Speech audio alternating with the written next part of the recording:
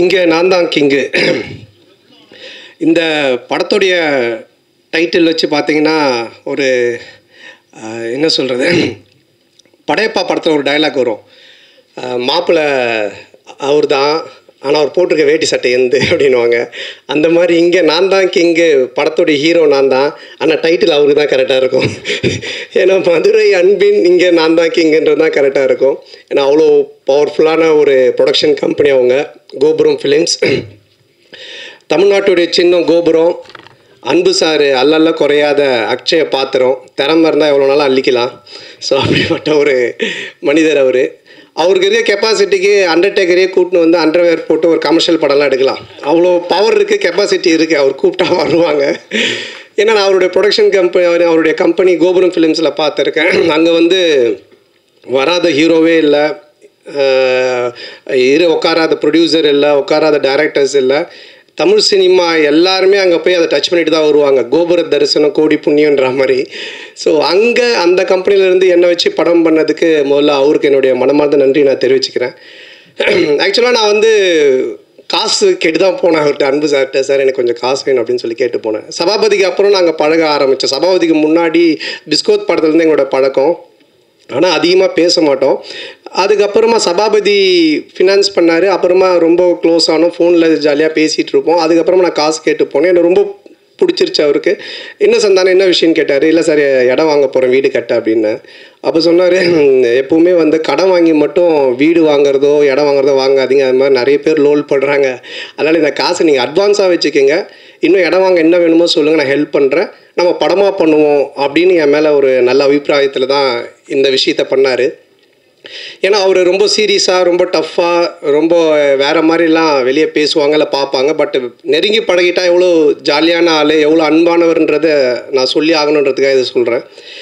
அது மட்டும் இல்லை, ஃபோனில் பேசினாலே ஜாலியாக தான் பேசுவார். நான் அடிக்கடி ஈஷாக்கு தான் போவேன், சிவராத்திரி அது இதுன்னு போவேன். ஃபோன் பண்ணாலே கேட்பேன், சந்தானம் எங்கே இருக்க அப்படின்னுவார். சார் ஈஷாவில் இருக்கேன் சார். வரும்போது எனக்கு வாங்கிட்டு வா அப்படின்னுவார். என்ன சார் ருத்ராட்சமா விபூதியானவன், அதெல்லாம் யாருக்கு வேணும், அமௌண்ட் என்ன வாங்கிட்டு வா அப்படின்னுவார். சார் ஆன்மீகத்தில் போய் நம்பி சார் அமௌண்ட் வாங்கிட்டு வந்து. ஸோ இந்த மாதிரி ஏதாச்சும் ஒன்று கிண்டலாக பேசிகிட்டே தான் இருப்போம் ஃபோன் பண்ணால். அப்போ அவர் இது மாதிரி கதை கேட்க ஆரம்பித்தார். நான் கேட்பேன், சார் என்ன சார் நீ கதை கேட்டிங்களா, எப்படி இருந்துச்சுன்னு. அது ஏன் கேட்குற சந்தானம், ஃபஸ்ட் ஆஃப் கேட்டுகிட்டே இருந்தேன், ஒருத்தன் ஃபோன் பண்ணான், வட்டி தரவே இல்லை, அவ்வளோதான். அதுக்கப்புறம் கதை கேட்டால் சிரிப்பே வர மாட்டுது, வெறுப்பாக இருக்குது. சார் இப்படியே எல்லோரும் ஃபோன் பண்ணி கதை கேட்கும்போதெல்லாம் வட்டி பிரச்சனை வருது, அதுக்கு மேலே அவருக்கு சிரிப்பு வர மாட்டுது. அவன் கொடுக்க மாட்டான் சந்தானம், எனக்கு ரொம்ப டென்ஷன் ஆகி போச்சு. இப்போ இவன் காமெடி சொல்லிட்டு எப்படி நான் சிரிக்கிறது அப்படின்னாரு. அப்புறம் அப்படி இப்படின்னு சொல்லிட்டு ஒரு கதையை கேட்டு அந்த கதையை பண்ணலாம் அப்படின்னாரு. நானும் கேட்டேன், ரொம்ப நல்லா இருந்துச்சு சார், சூப்பர் சார், பண்ணலாம் சார் அப்படின்னு சொன்னேன். அதுக்கப்புறம் அவர் எப்போவுமே டென்ஷனாக தான் இருப்பார். எனக்கு தெரிஞ்சு இங்கே தான் இவ்வளோ நேரம் உட்காந்துருக்காரு. அவர் இது வரைக்கும் உட்காந்து ஒரு இடத்துல இவ்வளோ இதுவாக நான் பார்த்ததே கிடையாது. ஏன்னா எங்கே இருந்தோனாலும் ஃபோன் வரும். பெரிய படங்கள்லேருந்து சின்ன படங்கள்லேருந்து எல்லா இடத்துல இருந்தும் காசுக்கு கொடுக்கறது வாங்குறது அது இதுன்னு போயிட்டே இருக்கும். ரொம்ப டென்ஷனாக தான் இருப்பார். ஏன்னா இந்த ஃபினான்ஸ், இந்த வட்டி தொழில் அப்படின்றதே ஒரு பயங்கரமான ஒரு டென்ஷனான வேலை. ஆனால் ஒரு நாள் மட்டும் ரொம்ப ஜாலியாக இருந்தார், ரொம்ப சிரிச்சிட்டு சந்தோஷமாக இருந்தார். அப்போ நான் அவர்கிட்ட கேட்டேன், என்ன சார் எப்போவுமே டென்ஷனாகவே இருப்பீங்க, நீங்கள் ரொம்ப சந்தோஷமாக இருக்கிறீங்களே, மொத்த வட்டியும் வந்துருச்சா என்னன்னு கேட்டேன். இல்லை அப்படின்னு. சார் என்ன சார் சந்தோஷம்னா, இது மாதிரி எனக்கு பேரன் பிறந்திருக்கான், என் பொண்ணுக்கு பையன் பிறந்திருக்கான் அப்படின்னாரு. பயங்கர ஹாப்பியாக இருந்தார். அப்போ எனக்கு ரொம்ப நாளாக ஒரு சந்தேகம் இருந்துச்சு. இது யார்கிட்ட கேட்கணும்னு நினச்சிட்டு இருந்தேன். சரி இவர்கிட்ட கேட்போன்னு கேட்டேன். சார் பொதுவாக கல்யாணம் ஆகி நமக்கு ஒரு பையனோ பொண்ணோ பிறந்தா அதை விட சந்தோஷம் அவங்களுக்கு ஒரு பையனோ பொண்ணோ ஒரு பேரனோ பேத்தியோ பிறந்தா நம்ம சந்தோஷப்படுறோம், அது ஏன் சார்னு கேட்டேன். அப்போ அவர் ஆன்சர் ஒன்று சொன்னார், சந்தானம் எப்போவுமே அசலை விட வட்டியில் தான் கிக் அதிகம் அப்படின்னு.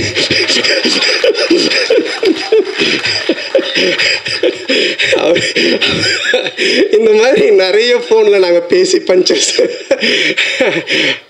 அப்போ நான் நினச்சேன், சார் இதுக்கு நீங்கள் தான் கரெக்டான ஆள், உங்களை அடிச்சுக்க ஆள் கிடையாது சார் அப்படின்னு சொல்லிட்டு. ஸோ அப்படிப்பட்ட ஒரு ஜாலியான மனிதர். ஸோ அவரோட சேர்ந்து இந்த படம் பண்ண ரொம்ப சந்தோஷமாக இருக்குது. ஏன்னா பண்ணும்போது அவர் சொன்னார், தேட்டருக்கு வர ஜனங்க படத்தை பார்த்து சிரிச்சுட்டு போன சந்தானம், காசு பணம் முக்கியம் இல்லை, அது நம்ம சம்பாரிச்சிக்கலாம் அப்படின்ட்டு ஒரு ப்ரொடியூசராக இல்லாமல், ஒரு ஃபினான்ஷியராக இல்லாமல், ஒரு தேட்ரு ஓனராக இந்த படத்தை எடுத்திருக்காரு. ஆடியன்ஸ் தேட்டருக்கு வரவங்க சிரிக்கணும், ரசிக்கணும் அப்படின்னு சொல்லிட்டு. அதே மாதிரி இந்த படமும் நல்லா வந்திருக்கு. இந்த படத்தை எடுக்கிற பொறுப்பை அவங்களுடைய டாட்டர் சுஷ்மிதா அவங்ககிட்ட கொடுத்துருக்காரு. அவங்களுக்கு என்னுடைய வாழ்த்துக்கள். இந்த ஃபஸ்ட்டு படம் அது என்னுடைய படத்து மூலமாக அவங்க ப்ரொடியூசராக வர்றது எனக்கு ரொம்ப பெருமையாக இருக்குது. பொதுவாக வந்து நிறைய பொண்ணுங்க பார்த்தீங்கன்னா ஆன்லைனில் கண்டதையும் ஆர்டர் பண்ணி அப்பா காசை கறியாகிற பொண்ணுங்க இருப்பாங்க. ஆனால் சில பொண்ணுங்க அப்பா கொடுக்குற காசை சேர்த்து வச்சு பிரயோஜனமாக ஒன்று பண்ணுவாங்க. அதில் செகண்ட் கேட்டகரி தான் நம்ம ப்ரொடியூசர் சுஷ்மிதா. ரொம்ப பொறுப்பாக எங்கே செலவு பண்ணணும், எப்படி பண்ணணும், இதை எப்படி ப்ரொமோட் பண்ணணும், இந்த படத்தை எடுத்துகிட்டு போய் எப்படி சேர்க்கணும் அப்படின்றதுல ரொம்ப கவனமாக ரொம்ப டெடிக்கேஷனாக பண்ணுறாங்க. ஸோ அவங்க ஒரு மிகப்பெரிய ப்ரொடியூசர் லிஸ்ட்டில் வந்து கண்டிப்பாக நிற்பாங்க. ஸோ அவங்களுக்கு என்னுடைய நன்றி. அண்ட் தென் இந்த படத்தினுடைய மியூசிக் டைரக்டர் இமான் சார், அவர் என்ன மாதிரி தான் ஒரு ஆன்மீகவாதின்றதை விட ஒரு கடவுள் பக்தி உடையவர். எல்லாமே ஆண்டவர் ஆண்டவர் தான் சொல்லிகிட்டு இருப்பார். எப்படி ஒரு சாப்பாட்டுக்கு சால்ட்டு முக்கியமோ அது மாதிரி ஒரு படத்துக்கு சாங் ரொம்ப முக்கியம். அந்த சாங் ஹிட்டுனாலே அது ஒரு 60% ஹிட்டான ஃபிலிம் அப்படின்ற ஒரு லிஸ்ட்டில் போய் ஏறிடும். அதுலேயும் அந்த ஆல்பமே ஹிட்டுனா ஒரு 80% அந்த படம் ஹிட்டு அப்படின்ற மாதிரி தான். ஸோ அது மாதிரி இமான் சார் வந்து ரொம்ப அற்புதமான சாங்ஸ் போட்டு கொடுத்துருக்காரு. நான் மெலோடி ஒன்று இருக்குது அப்படின்னு சொன்னார் அன்பு சார் என்கிட்ட. அப்போ நான் கேட்டேன், சார் அதை நான் எப்படி சார் பண்ணுறது, அதெல்லாம் எனக்கு வரவே வராது சார், ஏதோ ஆர்டர் அதுனா கூட பரவாயில்ல சார்னு. அப்புறம் இல்லை நீங்கள் நல்லா வரும்னு இமான் சாரும் சொன்னாங்கன்னு. இது வரைக்கும் நான் ஹீரோவாக பண்ண படங்கள்லேருந்து வேறு ஒரு டைமென்ஷனில் என்னை கொண்டுட்டு போன பெருமை இமான் சாருக்கு தான் சேரும். ஸோ அவர் கொடுத்த அந்த ஒரு மியூசிக்குடைய ஒரு ஸ்ட்ரென்த்து தான் இதை என்னை ஒரு மாதிரியும் பண்ண வச்சுது. அதை ரொம்ப பியூட்டிஃபுல்லாக கல்யாண் மாஸ்டர் எடுத்தாங்க. மற்ற 2 சாங்கும் பாபா பாஸ்கர் சார் எடுத்தாங்க. ஸோ அவங்களுக்கு இந்த நேரத்தினுடைய நன்றியை தெரிவிச்சுக்கிறேன். அதுக்கப்புறம் இந்த படத்தினுடைய ரைட்டர், நம்ம காஸ்டியூம் பார்த்தாலே உங்களுக்கு தெரியும், இது கச்சேரி கிடைக்காத கசல் சிங்கர் மாதிரி. அதாவது அவர் ரைட்டர்னு தெரியணுன்றதுக்காக இதை எடுத்து தச்சு போட்டுட்டு அவர் பேசிகிட்டே இருக்கும்போது அன்பு சார் சொன்னார், ரொம்ப லென்த்தாக போகுது, ஜிப்பா பிடிச்சி இழியன் சந்தானம் அப்படின்னாரு. இல்லை சார் முடிச்சுட்டோம். இல்லை இவர் பேசுகிற காமெடி மாதிரியே படம் இருக்குன்னு நினச்சிட போகிறாங்கன்னாரு. இல்லை ஆடியன்ஸ் தெளிவாக இருப்பாங்கன்னு. ஸோ அவர் எப்படி இந்த அவெஞ்சர்ஸ் படத்தில் தார் வந்து சுற்றியோடையே சுற்றுவார், அது மாதிரி ஒரு பெட்டியோடையே தான் சுற்றுவார். ஆனால் நீங்கள் அந்த பெட்டி மிஸ்ஸிங் எங்கே சார், இங்கே வண்டியில் இருக்கா? ஓகே. அதுலேருந்து தான் அந்த ஸ்கிரிப்டு பஞ்சஸ் எல்லாத்தையும் எடுப்பார். நல்ல ரைட்டர். என்னென்னா அவர் பார்க்காத தமிழ் சினிமாக்களே கிடையாது, அவ்வளோ படங்களை பார்த்துருக்காரு. ரொம்ப நல்ல ஒரு கதையை, அற்புதமான கதையை இதில் கொடுத்துருக்காரு. அதுக்கு director Anand, India Pakistan director. அநேகமாக அடுத்தது உக்ரைன் ரஷ்யான்னு எடுப்பார்னு நினைக்கிறேன். அதுக்குள்ளே நாங்கள் ஒரு ஃபேமிலி சப்ஜெக்ட் ஒன்று பண்ணுங்க சொல்லி கூப்பிட்டு வந்திருக்கோம். ரொம்ப நல்லா டைரக்ட் பண்ணியிருக்காரு. இந்தியா பாகிஸ்தானில் ஒரு ஃபேமிலி, ஒரு எமோஷன்ஸ், அதில் காமெடி இருக்கும். அதே மாதிரி இதுலேயும் எனக்கு ஒரு எமோஷனும் வச்சுருக்காரு, ஒரு ஃபேமிலி ட்ராமாவும் அழகாக செட் பண்ணியிருக்காரு. அப்புறம் டிஓபி அவருடைய பிரதர் ஓம், அண்ணனும் தம்பியும் சேர்ந்து அவ்வளோ அற்புதமாக சினிமா ஃபோட்டோகிராஃபி பண்ணியிருக்காங்க. ஸோ அவருக்கு என்னுடைய வாழ்த்துக்கள். அதுக்கப்புறம் ஆல் டெக்னீஷியன்ஸ், இதில் நடித்த இதில் பண்ண டான்ஸ் மாஸ்டர், ஃபைட் மாஸ்டர், எல்லா technicians, writers, lyric writers, editor எல்லாருக்குமே சேர்த்து மொத்தமாக என்னுடைய நன்றியை தெரிவிச்சுக்கிறேன். ஏன்னா ஆல்ரெடி ரொம்ப லென்த்தாக போயிட்டுருக்கு. அதுக்கப்புறம் இந்த படத்தினுடைய கேரக்டர் பண்ணியிருக்க தம்பி ராமையா சார். தம்பி ராமையா சார் மாதிரி ஒரு இன்டெலிஜென்ட்டான காமெடின்னு நீங்கள் பார்க்கவே முடியாது. நான் வந்து ஒரு குறிப்பிட்ட சில காமெடியன்ஸ் மட்டும்தான் சொல்லுவேன். ரொம்ப புக்ஸ் படிப்பாங்க, ரொம்ப இன்டெலிஜென்ட்டாக இருப்பாங்க, அவங்களுக்கு எல்லாமே தெரியும். ஆனால் படத்தில் கோமாளித்தனமாக ஒன்று பண்ணுவாங்க. ஸோ அந்த மாதிரி தம்பி ராமையா சார் வெரி இன்டெலிஜென்ட். அவர் நிறைய படிச்சிருக்காரு, நிறைய விஷயங்கள் தெரியும். அவரோட சேர்ந்து பேசும்போது தான், அந்த ஷேர் பண்ணும்போது தான் எனக்கு ஆச்சரியமாக இருக்கும், என்னென்னா இவ்வளோ பேசுகிறீங்க, இதெல்லாம் தெரியுதுன்னு அப்படின்னும் போது சொல்லுவார். ஸோ இந்த படத்தில் வந்து எனக்கு ஒரு மாமனார் கொடுமை, மாமியார் கொடுமை பார்த்துருப்பீங்க, அது மாதிரி ஒரு மாமனார் கொடுமையில் மாட்டிக்கிற ஒரு மாப்பிள்ளை கேரக்டர் நான். ஹரிச்சந்திரனுக்கு ஹார்ட் அட்டாக் வர அளவுக்கு போய் சொல்லுவார் இந்த படத்தில். ஸோ அந்த மாதிரி ஒரு கேரக்டர் டிசைன் பண்ணி அவர் கொடுத்துருக்காங்க. அது ரொம்ப அழகாகவும் பண்ணியிருக்காரு. ஸோ இந்த படத்தில் ஒரு என்ன சொல்கிறது, ஒரு பயங்கரமான காமெடியை தூக்கி ட்ராவல் பண்ணியிருக்காரு. இனிமே இப்படி தானுக்கு அப்புறம் எனக்கே ஒரு இது இருந்துச்சு, எனக்கும் ஒரு தம்பி சாருக்கும் ஒரு நல்ல காம்போ இல்லையே, இனிமேல் இப்படி தான் மாதிரி ஒன்று ஒர்க் பண்ணணுன்ட்டு. அது ஆனந்த் இந்த படத்தில் ரைட்டர் சேர்ந்து எனக்கு அழகாக செட் பண்ணி கொடுத்தாங்க. அது நல்லா காமெடியும் ஒர்க் ஆகிருக்கு. ஸோ அவருக்கும் என்னுடைய நன்றி தெரிவிச்சுக்கிறேன்.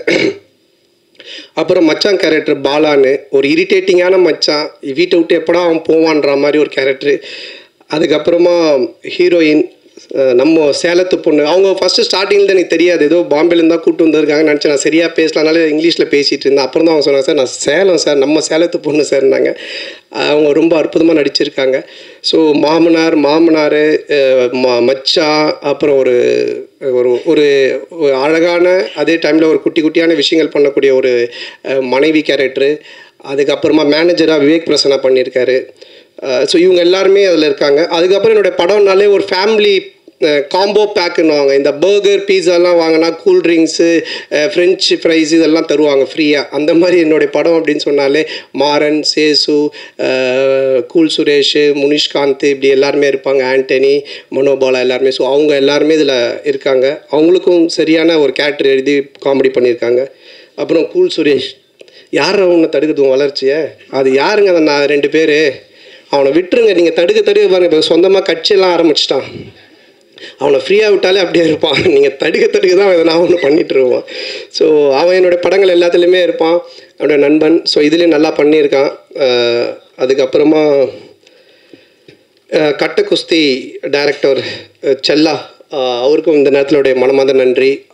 ஒரு ஹிட் படம் கொடுத்துட்டு, காமெடி ஜானர் படம் கொடுத்துட்டு, இதுலேயும் டிஸ்கஷனில் உட்காந்து நிறைய காமெடி சீன்ஸுக்கெலாம் ஒர்க் அவுட் பண்ணி கொடுத்தாரு. ஸோ அவருக்கு என்னோடய மனமார்ந்த நன்றி. அப்புறம் இந்த படத்தில் ஒர்க் பண்ண அனில், மலையன் கோபி, செந்தில் சார் மற்றும் அந்த டீம், ப்ரொடக்ஷன் டீம் எல்லாருக்குமே என்னுடைய மனமார்ந்த நன்றியை தெரிவிச்சுக்கிறேன். இப்போல்லாம் நீங்கள் பார்த்தீங்கன்னா, இப்போ இந்த படமே பார்த்தீங்கன்னா 90s கிட்ஸை பேஸ் பண்ணி தான் எடுத்திருக்கோம். என்ன விஷயம் அப்படின்றத நீங்கள் பார்த்தீங்கன்னா, உலகத்திலே 2 பிரச்சனை உள்ள ஆளுங்க தான் இருக்காங்க. ஒன்று, ஏன்டா கல்யாணம் பண்ணோம் அப்படின்னு வாழ்கிற ஒரு குரூப்பு, எப்படா எங்களுக்கு கல்யாணம் ஆகும் அப்படின்னு வாழ்கிற ஒரு குரூப்பு. இந்த 2 பேருடைய மனநிலையை பேஸாக வச்சு இதில் காமெடி பண்ணி தான் இந்த படமே எடுத்திருக்கோம். ஸோ இன்றைக்கி ரொம்ப கன்ஃபியூஷனில் தான் இருக்காங்க யங்ஸ்டர்ஸ் எல்லாருமே. அப்துல் கலாம் ஐயா சொன்னாங்க கனவு காணுங்க அப்படின்னு. ஆனால் இன்றைக்கி இருக்க பசங்க ட்ரீமை பற்றி எங்கே யோசிக்கிறாங்க? ட்ரீம் 11 எந்த டீமு காசு கட்டினா காசு வருன்றதை பற்றி தான் அதிகமாக யோசிச்சுன்னு இருக்கானுங்க. ஸோ அதுக்கப்புறமா வாழ்க்கையோட ஸ்டேட்டஸை பற்றியே யோசிக்கிறதில்ல. வாட்ஸ்அப்பில் என்ன ஸ்டேட்டஸ் போட்டால் நம்ம கெத்தாக இருக்கும் தான் யோசிச்சுட்டு இருக்காங்க. ஸோ இப்படிப்பட்ட ஒரு மனநிலையில் இன்றைக்கி இருக்க ஒரு சுச்சுவேஷனில் இருக்கிற ஒரு 90s கிட்ஸ் ஆகட்டும், இல்லை 2K கிட்ஸ் ஆகட்டும், இவங்களோட லைஃப் ஸ்டைல் எப்படி இருக்கும் அப்படின்ற ஒரு பேஸ் தான் இந்த படத்தினுடைய கதையே. ஸோ இதை ஒரு ஃபேமிலி ட்ராமாவாக ரொம்ப அற்புதமாக பண்ணியிருக்கோம். நிச்சயமாக 2 hours நீங்கள் தேட்டரில் வந்து படம் பார்க்கும்போது போர் அடிக்காது. இப்படி ஒரு குடும்பமா அப்படின்னு நீங்கள் பார்த்து சிரிக்கிற மாதிரி தான் இந்த படம் இருக்கும். ஸோ இந்த படத்தை May 10th அன்றைக்கி தேட்டரில் வந்து ஃபேமிலியோடு பார்த்து ஜாலியாக என்ஜாய் பண்ணுங்கள். 2 hours டெஃபினட்டாக சிரித்து என்ஜாய் பண்ணுவீங்க, அதில் எந்த டவுட்டுமே இல்லை. ஹாரர் ட்ராமா பண்ணியிருக்கேன், Vadakkupatti Ramasamy social drama, first time family drama.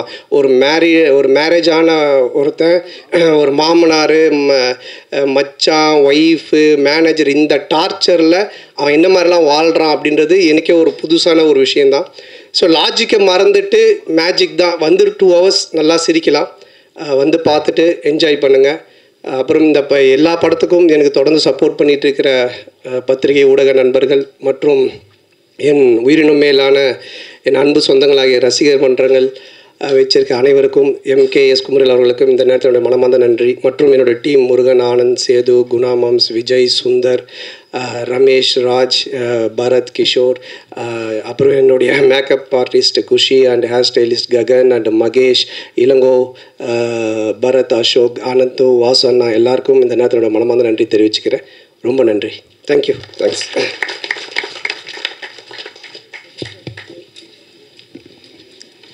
Thank you so much, and over to press for questions.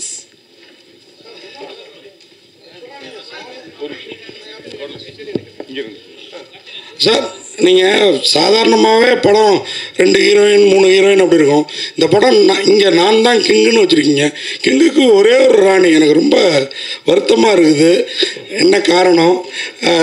அந்த படத்தையும் ஒன்றும் காட்டல நீங்கள். அந்த ஒரு டைட்டில், அந்த சாங் நீங்கள் பார்க்கலையா? இல்லை, 2 பேர் வராங்க, ஆனால் ஹீரோயின் இல்லை. இந்த சாங் பார்க்கல நீங்கள்? மாயோனே உங்களுக்காக தான் எல்லா படத்துலையும் இதே கேள்வி கேட்குறீங்க. நம்ம தேவராஜ் அண்ணன் வந்து அப்படியே மீனாட்சி சார் மேலே தலையை வச்சு சாஞ்சிட்டார் அந்த பாட்டில். அப்படி எமோஷனல் ஆகி ஒரு மாதிரி ஆகிட்டாரு. நீங்கள் என்ன இன்னும் இல்லை, நான் எனக்குள்ளாரே சாஞ்சிட்டேன். அவ்வளோ பிரமாதமாக இருந்தது. 2-3 ஹீரோயினை போட்டு எடுக்கலாம். யார் காசு போடுறது? ப்ரொடியூசரு. இதுக்கப்புறம் அது மாதிரி கதை அமைச்சா கண்டிப்பாக எடுக்கலாம். அப்புறம் நீங்கள் வந்து ஒரு காமெடியானா ஜோக்கராக இருந்துட்டு இன்றைக்கி நான் தான் கிங்கு அப்படிங்கிற அளவுக்கு வளர்ந்துருக்கீங்க. இந்த வளர்ச்சி, இந்த அஜித் பில்லாவிலேயே சொல்லுவார், நான் ஒரு இதாக பார்த்து செதுக்கி வளர்ந்தேன் அப்படின்ட்டு. அந்த மாதிரி நீங்களாக வளர்ந்ததா இல்லை உங்கள் டீம்? ஏன்னா அது உங்கள் டீமில் இந்த மாறன், சேசு இப்போ எல்லோரும் ரொம்ப ஃபேமஸாக இந்த கதை தயாரிக்கிறது காமெடிகள் சீன்ஸ்லாம், அது எப்படி இல்லை? எல்லாருமே தான்.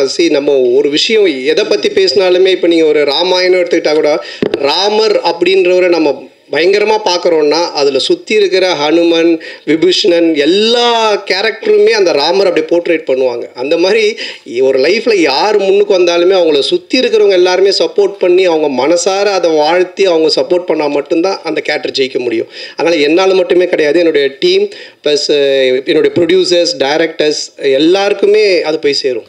சந்தானம் சார், மாமனாரை வந்து அப்பா மாதிரி அப்படிம்பாங்க. இந்த படத்தில் நீங்கள் அவன் இவன் காட்டு மிராண்டி ஏதோ பேட் ஸ்மெல் அப்படிலாம் கலாய்ச்சிருக்கீங்களே, இந்த மாதிரிலாம் கலாய்ச்சா வீட்டிலலாம் எவ்வளோ இதாக இருக்கும்? இல்லை, இந்த மாதிரி மாமனார் இருக்கிறவங்களாம் கைத்தட்டி ரசிப்பாங்க. ஏன்னா நீங்கள் இந்த படத்தில் மாமனாரை பார்த்தீங்கன்னா தான் தெரியும். ஃபஸ்ட்டு நானும் மாமனார் அப்படிலாம் தான் பேசிகிட்டு இருப்பேன். அப்புறம் பண்ண அது வந்து அந்த கேரக்டருக்கான ஒரு மரியாதை தான் அது. சார் அண்ணா, நான் தான் கிங்கு சினிமாவில் இருக்கிறவங்களுக்காக சொல்கிறீங்களா, இல்லை ஃப்யூச்சரில் அரசியலுக்கு வர போகிறீங்களா, அதை ஒட்டி இந்த டைட்டிலில் வந்துட்டு நீங்கள் ஓகே பண்ணீங்களா? இது எப்படி பதில் சொன்னாலும் மாட்டிக்கிற மாதிரி தான் இருக்கும். அரசியலுக்கு வர சொன்னாலும் தப்பாக தான் இருக்கும், சினிமா சொன்ன. இப்போது அது ஒரு ஹிட்டான ஒரு டைலாக், அது ரஜினி சார் சொல்லி ஹிட்டான டைலாக்கு. அது அன்பு சார் வந்து இது நல்லா இருக்கு, அதுவும் இந்த கதை மூலமாக கடைசியில் அந்த ஹீரோ பண்ணுற விஷயம் நல்லா இருக்குன்றதுக்காக வச்சது. மற்றபடி இது மற்ற பொது சினிமாவுக்காகவோ இல்லை அரசியலுக்காகவோலாம் கிடையாதுண்ணா. சார் அதுமாதிரி இந்த டயலாக் ஒன்று வருது இல்லை, இங்கே வந்து நடிகர் சங்க கட்டடம் கட்டிட்டு தான் விஷால் கல்யாணம் பண்ணிக்கிற மாதிரி சிங்கிளாக சுத்த நான் சிம்பவும் இல்லை. இது வேறு அதே மாதிரி இந்த நெட்ஃப்ளிக்ஸில் இவ்வளோ பிரமாதமாக கல்யாணம் பண்ணுவீங்கன்னா நெட்ஃப்ளிக்ஸில் போட்டுடலாமே அப்படின்னு. இது எல்லாமே இங்கே இருக்கிறவங்கள நீங்கள் தாக்குறேன். இதை வேறு யாராவது பண்ணால் வருத்தம் ஏற்படும். நீங்கள் பண்ணால் நாங்களும் ரசிக்கிறோம், சம்மந்தப்பட்ட அவங்களும் ரசிக்கிறோம். இது இப்படி ரசனையாக இருக்குங்கிறத எப்படி யோசிக்கிறீங்க? அதான் இப்போ அது ரசனையாக இருக்குது, இது ஏன் பிரச்சனை ஆகக்கூடாதுன்னு இதை கேட்டுன்னு இருக்கிறீங்க. அடுத்தது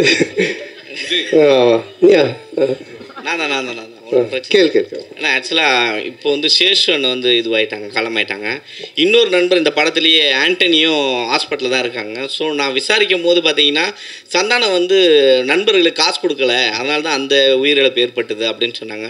சரி டேரெக்டாக நம்ம களத்துக்கு போவோம் அப்படின்னு சொல்லிட்டு ஆண்டனி கிட்ட மருத்துவமனைக்கு போகும்போது சந்தானம் தான் ஃபுல்லாக எனக்கு வந்து மருத்துவமனையில் காசு கட்டிகிட்டு இருக்காரு அப்படின்னு சொல்கிறாங்க. ஏன் உங்களை வந்து பின்னுக்கு தள்ளிக்கிட்டே இருக்கிறாங்க? எதனால் இது வருது உங்களுக்கு தெரியல. அது சில பேர் இப்போ எல்லாருமே என்னை ரசித்து எல்லாருமே நல்லா இருக்குன்னு சொல்லி பேசிட்டு அப்புறம் நானே கடவுளாக மாறிடுவேனே, அதனால் பிடிக்கல, அது தப்பாக சொல்கிறதுக்கும் சில ஆட்கள் இருப்பாங்க. அதை பற்றி நம்ம பெருசு பண்ணிக்க தேவையில்லை, நமக்கு பிடிச்சவங்களுக்காக நம்ம பண்ணுவோம், அவ்வளோதான். இப்போ படம் பார்க்கும்போது வந்து இவன் பண்ண காமெடி நான் சிரிக்கவே மாட்டேன்னு உட்காரத்துக்கும் சில பேர் இருப்பாங்க. அவங்களுக்காக நம்ம வந்து கஷ்டப்பட தேவையில்லை, நம்மளை ரசிக்கிறவங்களுக்காக பண்ணணும், அவ்வளோதான்.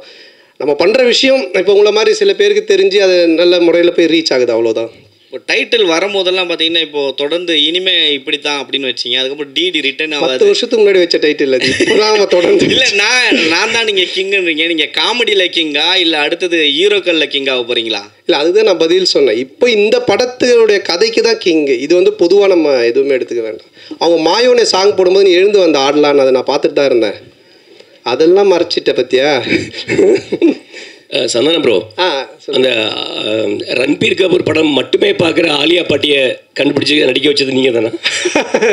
அந்த டயலாக் அவங்க சொன்னதுக்கு அப்புறமா அது தோணுச்சு, சரி ஆலியா பாட்டுன்னு சொல்ல வேணா ஆலியா பாட்டின்னு சொல்லி ஒரு விஷயம் பண்ணலாம் அப்படின்னு சொல்லி. இல்லை, அது கரகாட்டக்காரன் படத்தில் வர்ற மாதிரியா இல்லை எதேச்சியாக அமைஞ்சதா? இல்லை, எதர்ச்சியாக அமைஞ்சது தான். Okay, thank you. தேங்க்யூ. அன்பனாக்கு ஒரு கேள்வி. ஆனால் நீங்கள் மகளை வந்து தயாரிப்பாளர் ஆகிட்டீங்க. உங்கள் மருமகனுடைய மேரேஜ் பிக்சர்ஸில் பார்த்தது தான், நேரில் என்ன பார்க்கல. அவரே ஒரு ஹீரோ மாதிரி தான் இருப்பார். அவர் ஹீரோவை லான்ச் பண்ணுற ஐடியா ஏதாவது இருக்கா? நீங்கள் முதல் போட்டிங்கன்னா ஆரம்பிச்சிருவோம். சந்தானம், உங்களுக்கு நீங்கள் படத்தில் டைலாக் ஒன்று சொல்லியிருப்பீங்க, விஷால் சாரையும் சிம்பு சாரையும் சொல்லியிருப்பீங்க. முரட்ட சிங்களா சுற்றுறது 3 பேர் தமிழ் சினிமாவில். எஸ்ஜே சூர்யாவும் இருக்கார், ஏன் அவர் விட்டுட்டீங்க? ஏன்னா அவர் கூட நீங்கள் ட்ராவல் பண்ணியிருக்கீங்க. இல்லை, இவங்க 2 பேரும் வந்துட்டு இப்போது ரீச்சிலுக்காக ரெண்டாவது ரொம்ப க்ளோஸ் டு என்னுடைய ஃப்ரெண்ட்ஷிப்பில் ரொம்ப க்ளோஸில் இருக்காங்க. அதனால் அவங்க பேர் டக்குன்னு ஞாபகம் வந்ததுனால பண்ணோம். என்னென்னா இப்போ எப்பவுமே வந்து நீங்கள் சந்தானம் சார் வந்து ஒரு டீம் எடுத்தாருன்னா எல்லாரையும் கலெக்ட் பண்ணி மொத்தமாக ஒரு என்ன சொல்லுவாங்கன்னா ஒரு சீட்டு கட்டு மாதிரி, சரி ராஜாரான்னு எல்லாமே இருக்கும். இதில் வந்து சில பேர் மிஸ் பண்ணதாக சொல்கிறாங்க, அது உண்மையா? யார் மிஸ் பண்ணாங்க? இல்லை, இப்போ உங்கள் டீமில் 2 பேர் 2-3 பேர் மிஸ் ஆகிட்டாங்க, அதை பற்றி கேட்குறேன். இது நடிக்கிறதுல சொல்கிறீங்களா? இறந்துட்டாங்க. ஓகே. இல்லை, அது உடல்நலக்குறைவு. அது சில பேருக்கு அது மரணம்ன்றது நம்ம கையில் இல்லை, எப்போ யாருக்கு என்ன நடக்கும் தெரியாது. பட் இருக்கிற வரைக்கும் ஆரோக்கியமாக வாழ்கிறதுக்கான விஷயங்களை நம்ம பார்த்துக்கணும், அவ்வளோதான். அது தவிர வேறு எதுவும் ஒன்று இது பண்ண முடியாது. தயாரிப்பாளர் மேடத்துக்கு ஒரு கேள்வி. சுஷ்மிதா மேடம், உங்கள் அப்பா வந்து நிறைய அனுபவசாலி. முதல்ல நீங்கள் படம் எடுக்கும்போது இதெல்லாம் செய்யணும், இதெல்லாம் செய்யக்கூடாது, எப்படி படப்பிடிப்பு நடக்கணும், என்ன அட்வைஸ் கொடுத்தாங்க? உங்களுக்கு அடுத்து யாரை வச்சு படம் பெரிய பட்ஜெட்டில் தயாரிக்கணும்னு ஆசை இருக்குது? எனக்கு அவர் கண்டிப்பாக ஒரு இன்ஸ்பிரேஷன். நான் கிட்டத்தட்ட ஆஃபீஸ்லேயே தான் வளர்ந்தேன். ஸோ ஒவ்வொன்றும் நான் கற்றுக்கிட்டு தான் வந்துட்டுருக்கேன். அண்ட் பெரிய படம் சின்ன படம் இல்லாமல் மக்கள் என்ஜாய் பண்ணுற மாதிரி படம் எடுக்கணும்னு தான் என்னோட ஆசை. ரெண்டுமே இருக்கணும் எனக்கு. சார் இமான் சார் உங்களால் பல ஹீரோக்கள் வளர்ந்தாங்க. சந்தானம் சார் ஓரளவு வளர்ந்த ஹீரோ. இன்னும் அவர் வளர்றதுக்கு இந்த பாட்டு இதுவாக இருக்குது. தொடர்ந்து உங்கள் 2 பேரோட ட்ராவல் தொடர்ந்து இருக்குமா? அடுத்தடுத்த படங்களில் வேறு எதுவும் கமிட் ஆகிருக்கீங்களா 2 பேர்? அவர் படத்தில் நீங்கள் எதுவும்? இல்லை, இப்போதைக்கு ஒன்றும் பேசல சார். பட் நிச்சயமாக அதுக்குண்டான சரியான கதைகள் அமையும் போது நிச்சயமாக பண்ணுவோம் சார். இதுவே ரொம்ப லாங் டைம் வெயிட் தான். அதுக்கு பிறகு தான் அதை பண்ணியிருக்கோம். நிச்சயமாக கூட சேர்ந்து மறுபடியும் ஒர்க் பண்ணுவோம் சார். சந்தானம் சார், நீங்கள் எப்போதுமே ஆண்களை அது என்ன மாதிரி ஆள்லாம் ரொம்ப கவர்ந்துருவீங்க உங்கள் டைலாக் இதில். இந்த படத்தில் பெண்களையும் கவர்னுங்கிறது தான் அந்த பாடலில் பிங்க் கலராக ஃபுல்லாக. ஏன்னா பெண்களுக்கு பிடித்த கலர் பிங்க் கலரும்பாங்க. அதுதான் காரணமாக நல்லா இருந்தது. 3 பாட்டுமே நல்லா இருந்தது. அந்த பாட்டு இந்த கேள்வியெல்லாம் உங்களுக்கு எங்கேருந்து தோணுது? முதுகுல இருந்தா, மூளையில இருந்தா? விடிய காலையில் 4 மணிக்கு இன்னைக்கு சந்தானம் சார் ப்ரெஸ் பண்ணிட்டு இருக்கு. நம்ம வந்து கேள்வி அப்படி உட்காந்து யோசிச்சது. விடிய கால பிரம்ம முகூர்த்தத்தில் உட்காந்து எழுதுறது பிங்க் கலர்னா பொண்ணுங்களுக்கு பிடிக்காதான் போட்டு அது இங்கே வந்து மற்ற கேள்விலாம். நன்றி. இல்லை, அது காஸ்டியூம் டிசைனர்ஸ் கொடுக்குறது தான். இன்னைக்கு கூட பார்த்தீங்கன்னா இந்த கோட்லாம் போட்டிருக்கேன். வெயிலுக்கு எனக்கு கோட்டு போடவே பிடிக்காது. காஸ்டியூம் டிசைன் இல்லை போடுங்க நல்லா இருக்கும் அப்படின்னாங்க. அதனால காஸ்டியூம் டிசைனரோட வேலை அது பண்ணேன் நான். ஆனால் கானா பாட்டுனா நீங்கள் வந்து கலக்குவீங்க. டான்ஸ் கின்ஸ்லாம் பர்ஃபார்மன்ஸ் இப்போ ஹெவி ஆகிடுச்சு. இப்போ ரொமான்டிக் வரும்போது எந்த மாதிரியான இதெல்லாம் எஃபெக்ட்லாம் எடுத்தீங்க? அந்த மூடு அதான் ரொம்ப கஷ்டமாக இருந்துச்சு ஃபஸ்ட்டு எனக்கு அது வரவே இல்லை. நான் சாங்கே சார்கிட்ட சொன்னேன், சார் ரிமான் சார் என்ன சார்னா அன்பு சார்ட்டே சொன்னேன். அன்பு சார் தான் சொன்னாங்க, இல்லை ஒரு சாங் இது மாதிரி பண்ணலாம் அப்படின்ட்டு. அதுக்கப்புறமா கல்யாண் மாஸ்டர் தான் பண்ணாங்க. அதை ஃபஸ்ட்டு எனக்கு ஒரு மாதிரி என்னை அப்படியே ரஃப்பாக நடக்க வச்சு தான் எடுத்தாங்க. நீங்கள் முறைச்சிக்கிட்டே நடங்க, நீங்கள் எதுவும் பார்க்க வேண்டாம் அப்படின்னு தான் எடுத்தாங்க. அப்புறம் அது கொஞ்சம் இன்க்ரீஸ் ஆகி ஒரு மாதிரி அப்படி எடுத்துட்டாரு. அது வந்து கண்டிப்பாக கல்யாண் மாஸ்டர் தான் அதை சொல்லணும். ஏன்னா எனக்கு அது பிடிக்காது. இந்த ரொமான்டிக்காக பார்க்குறது, அப்படியே ஃபீல் பண்ணுறது, எட்டி பார்க்குறது இதெல்லாம். பட் இந்த பாட்டில் அதை அப்படியே கொண்டு வந்தாங்க. அது இப்போ பார்க்கும்போது அந்த மியூசிக்கு சாரோடைய அந்த மேஜிக்கில் பார்க்கும்போது அது பயங்கரமாக இருக்குது. ஸோ அதனால் அது ஒரு மியூசிக் மேஜிக் தான் அது. இல்லை, உங்கள் மேடையில் எப்பயுமே கூல் சுரேஷ் வந்து அடிக்கடி இருப்பார். உங்கள் படத்தை வந்து ஃப்ரீயாக ப்ரமோஷன் பண்ணுவேன்னு சொன்னார். இதுக்கு முன்னாடி ஏதாவது காசு கொடுத்தீங்களா? இல்லை சிங்கப்பூருக்கு நீங்களே காசு போட்டு அனுப்பி விட்ருவீங்களா? இல்லை, இப்போ அவனை பற்றி பேச சொல்லி அவன் தானே உனக்கு சொன்னான். சம்பந்தமே இல்லாமல் திடீர்னு சந்தானம் சார் நேற்று ஸ்டார் படத்தோட ப்ரெஸ் மீட் அங்கே வந்து கவின் பேசுகிறப்போ அந்த படத்தோட ட்ரெய்லரும் நல்லா ரீச் ஆகிருக்குது. அங்கே ப்ரெஸ் மீட்டில் நாங்கள் கேட்டப்போ உங்களுக்கு இந்த பெண் வேஷம் யார் ரோல் மாடலுங்கிற மாதிரி ஒரு நிருபர் கேட்டார். அப்போ அவர் சொன்னார் கரீனா சோப்ரா அப்படின்னு சொல்லிட்டு. நீங்கள் ஆனால் அதுக்கப்புறம் பெண் வேஷமே போடல. எனக்கு தெரிஞ்சு ஆனழகன் பிரசாந்துக்கு அப்புறம் அந்த கரீனா சோப்ரா நிறைய பேர் பெண் வேடம் கேட்டு நம்ம ஹீரோக்கள் எல்லாம் போட்டு ரொம்ப ரீச் ஆனது. ஏன் அதுக்கப்புறம் அதை பண்ணல? உங்களுக்கு ரொம்ப ஆப்டாக இருக்கும். பண்ணுறேன் நான் கண்டிப்பாக. கதை அமையணும் இல்லை சார், கதை அமைஞ்சால் தான் கரெக்டாக பண்ண முடியும். ஏதாச்சும் ஒரு லேடி கேட்டப்பில் ஒரு கதை ஏதாச்சும் வந்தால் கண்டிப்பாக டெஃபினட்டாக பண்ணுறேன். ஹீரோயின் மேடம் உங்களுக்கு ஒரு கேள்வி அண்ணன் கேட்டுறாரு. அந்த மைக்கு கையில் போட்டு கட்டினா இருக்கும், அவர் யாருக்குமே தர மாட்டேன். ஒளிச்செல்லாம் வச்சுட்டு பேசிடுறேன் மேடம். இல்லை எல்லாரையும் கேட்கணும்ல, அதுக்காக மைக்கு வச்சுக்கிறீங்க தலைவா. இதே சரி எனக்கு நடந்தது. அதனால தான் இப்போ ஹீரோயின் மேடம் நீங்கள் சொன்னீங்க சந்தானம் சார் ஃபஸ்ட்டு இங்கிலீஷில் பேசிட்டு இருந்தார், ஒரு வாரம் கழிச்சு தமிழில் என்னையும் கலாய்க்கார். அவர் கலாய்ச்சதில் என்ன பயங்கரமாக பங்கமாக இருந்தது அதை மட்டும். இல்லை, ஆக்சுவலாக அந்த மால் சாங்கில் வந்து ஒரு விக் ஒன்று வச்சுருந்தோம். அந்த விக் வந்து ரொம்ப அன்கம்ஃபர்டபுளாக இருந்தது. அதில் வந்து நான் ஆக்சுவலாக அதில் ஏதாவது க்யூட்டாக பண்ண சொல்லி கேட்டிருந்தாங்க. சரி, நான் கான்ஃபிடென்ஸை வரவழைச்சு நான் அப்படியே செட்டுக்கு வரேன். சரி, நம்ம க்யூட்டாக தான் இருக்கும், அந்த விக்கில் கேவலமாலாம் இல்லை அப்படின்னு நினச்சிட்டு நான் வந்தேன். சார் வந்தோடனே நல்லா அமெரிக்கன் பிச்சைக்காரி மாதிரியே இருக்கு அப்படின்னாரு. அது வந்து இருந்த கொஞ்ச கான்ஃபிடென்ஸும் காலி ஆயிடுச்சு. இல்லை, அது ஆக்சுவலாக ஒரு பார்பி டால் ஒரு லுக் ஒரு ஃபீல் ஒன்று பண்ணாங்க. இவங்க இஷ்டத்தை கட் பண்ணிட்டாங்க. கட் பண்ணி கண்ணாமண்ணு வச்சு கொண்டு வந்தாங்க. அதனால் இது பண்ணோம். ஆனால் அது மாதிரி தான் வேணும், ஒரு டிஃப்ரெண்ட்டான லுக்கில் வந்து பண்ணுற மாதிரி. சந்தானம் சார், இன்றைக்கி அவங்க ஒரு 3 வருஷம் முன்னாடி உங்களுக்கு வந்து அனுஷ்கா மேலே தான் ஒரு ஆசை, அவங்களோட நடிக்கணும்னு சொல்லியிருந்தீங்க. நீங்கள் அனுஷ்காவோட நடிக்கணும்னு ஆசை சொன்னாங்கண்ணே. நீங்கள் மாற்றி அனுஷ்கா மேலே ஆசை அப்புறமா நடிக்கணும்னு சொல்கிறீங்க. அவங்களோட வந்து ஜோடி ரொம்ப நேரம் யோசிச்சிருந்தீங்களே இந்த கேள்வி. நீங்கள் சொன்னது இது. அப்போ நான் கேள்வி கேட்டப்போ சொன்னீங்க அனுஷ்கா மேலே ஆசை நடிக்கணும், அவங்களோட நடிக்கணும்னு. ஓகே, நாம அந்த ஆசை இன்னும் நிறைவேறல. அது ஏன் உங்களுக்கு?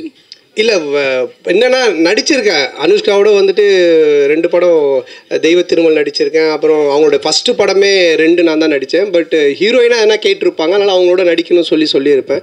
கதை அமையணும்னா கதை அமையணும், அந்த கேரக்டர் கிடைக்கணும், இது எல்லாமே இது பண்ணணும். ஸோ அது கதை தானே எல்லாமே. நம்ம திடீர்னு நடிக்கணும்னு சொல்லி கூப்பிட்டு நடிக்க வைக்க முடியாது இல்லைங்களா? சந்தானம் சார், ஆன்மீகத்தில் நீங்கள் நல்ல வெளிப்படையாக சொல்லுவீங்க. நிறைய பேர் சாமி கும்பிடுவாங்க, வெளியே சொல்ல மாட்டாங்க. நான் ஆன்மீகவாதி, நான் கோயிலுக்கு போகிற நல்லா சொல்லுவீங்க. உங்கள் லைஃப்பில் ஆன்மீகம் வந்து எந்த அளவுக்கு லைஃப்பை பண்படுத்துது? அப்புறம் இன்னொன்று முக்கியமாக, ஈசா போனேன், அவர் வந்து பணம் கேட்டார்னாரு, வாங்கி கொடுத்தீங்களா இல்லையா? அது சும்மா காமெடி சொன்னது, இதை நீங்கள் தம்னைலாக போட்டு விட்டுறாதீங்க. அப்புறம் சத்குருட்டு ஃபோன் வரேன், ஏன்டா என்னை பற்றியெல்லாம் பேசிட்டு இருக்காண்டின்ட்டு. இல்லை அது வந்து ஆன்மீகம் வந்து எப்போவுமே ஒரு என்ன சொல்கிறது, ஒரு பேஸ் வேணும் நமக்கு. ஒரு ஒழுக்கத்துக்காகட்டும், இல்லை நம்ம செய்கிற வேலையில் ஒரு டெடிக்கேஷனாக இருக்கிறதுக்காகட்டும், எதுவாக இருந்தாலுமே. எனக்கு தெரிஞ்சு நீங்கள் என்னுடைய ப்ரெஸ் மீட், என்னுடைய படம் எல்லாமே பார்த்துருக்கீங்க, வந்திருக்கீங்க, பேசியிருக்கீங்க. சந்தோஷமாக இருப்போம், ஜாலியாக இருப்போம். படமும் அது மாதிரி தான் நான் எடுக்கிறேன். இதுதானே ஒரு மனுஷனுக்கு வேணும். எப்போவுமே ஏதோ ஒன்று யோசிச்சுன்னு, நகத்தை கடிச்சின்னு, சிந்திச்சுக்கிட்டு, சோகமாக இருந்துக்கிட்டு, பேசும்போது ஏதோ ஒன்று பண்ணிட்டு இல்லாமல் சந்தோஷமாக இருக்கும்ல. இப்போ கொஞ்சம் நேரம் இங்கே 1/2 மணி நேரம் பேசலாம், எல்லாம் சிரிச்சு சந்தோஷமாக இருக்கும். இதுதானே பேஸ். அது வந்து எனக்கு ஆன்மீகத்தில் நல்லா கிடைக்குதுன்னு தான் தோணுச்சு. அதனால் அதை நான் சொல்லிகிட்டு இருக்கேன். நான் ஆன்மீகவாதி, கடவுள் கும்பிட்றவன் அப்படின்ட்டு. சார், நான் தான் கிங்கு அப்படின்னு சொல்கிறப்போ நான் தான் கிங்குன்னு ஃபீல் ஆகுது. ஆக்சுவலாக நீங்கள் தான் கிங்கு, நீ தான் கிங்குன்னு டைட்டில் இருந்தால் உங்களை சொல்கிற மாதிரி இருக்கும். இப்போ நான் தான் கிங்குன்றப்ப எல்லாருக்கும் அவங்கவுங்க சொல்கிறப்ப அவங்கவுங்க இப்படி ஒரு பரோபகாரமான எண்ணம், அதான் எல்லாருக்குமான எண்ணம். அதனால தான் அன்புச்செழியன் சாரும் வந்து அவங்க பொண்ணு அந்த படத்தில் வந்து ப்ரொடியூசராக இன்ட்ரடியூஸ் பண்ணாங்களா, அவங்களும் நான் தான் கிங்கு அப்படிங்கிற எண்ணத்தில். ஆமாம், இது நம்ம படம் பார்த்து ஒரு ரிவ்யூ சொல்கிறாங்கல்ல, அவங்களும் நான் தான் கிங், அவங்க சொல்கிற ரிவ்யூ வச்சு தான். அந்த மாதிரி ஒரு எல்லாருமே அவங்க தொழிலில் சொல்கிறத, இப்போ இவர் சொல்ல 2 தடவை நான் தாங்க கிங் அப்படின்னு, அந்த மாதிரி தான் அது.